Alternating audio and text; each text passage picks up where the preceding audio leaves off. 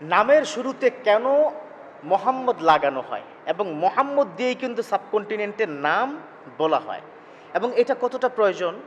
শায়েখ আহমদুল্লাহ ভাইকে যখন প্রশ্ন করা হয়েছে তিনি বললেন এটার কোনো প্রয়োজন নেই, কোনো আলাদা বারাকা নেই।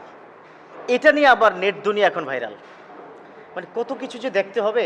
নামের শুরুতে আমরা কি বলি? মোহাম্মদ বলি, মোহাম্মদ হাসান আলী, মোহাম্মদ জয়নাল আবদিন। এই যে নামের আগে মোহাম্মদ লাগানো, এটা আহমদুল্লাহ ভাই তিনি কি বলেছেন, এটা কোনো আলাদা বরকত নেই, যে মোহাম্মদকে লাগিয়েছেন কোনো বরকত নেই এবং এটার কোনো প্রয়োজনে নেই।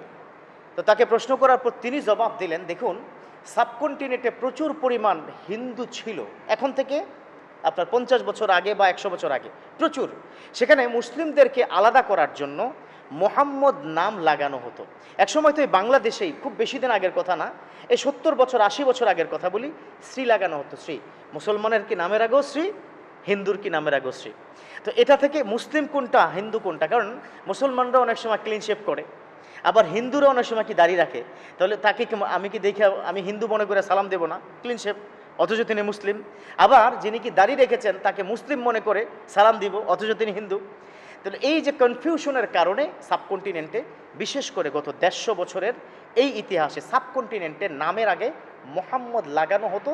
কারণ হলো দুইটা ধর্ম আলাদা করার জন্য। কথা কি বুঝতে পেরেছেন? দুইটা ধর্ম আলাদা করার জন্য, মোহাম্মদ রফিকুল ইসলাম। এখন ওই দুইটা ধর্ম আলাদা করার জন্য এটা করা হয়েছে।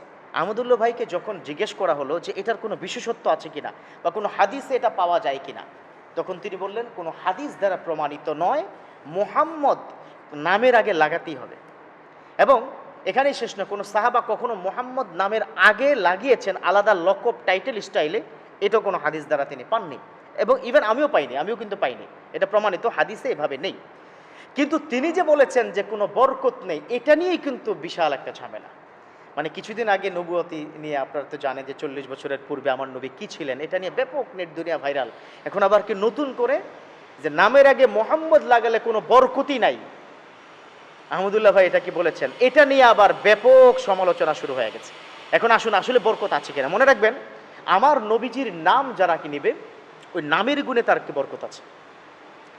কারণ এখানেই তো শেষ নয়, রব্বুল আলামিন বলেন, মা কানা মুহাম্মাদুন আবা আহাদিম মির রিজালিকুম ওয়ালাকিন রাসূলুল্লাহি ওয়া খাতামান নাবিয়্যিন ওয়া কানা আল্লাহু বিকুল্লি শাইইন আলিমা ইন্নাল্লাহা ওয়া মালাইকাতাহু ইউসাল্লুনা আলান নাবী ইয়া আইয়ুহাল্লাযীনা আমানু সাল্লু আলাইহি ওয়া সাল্লিমু তাসলিমা।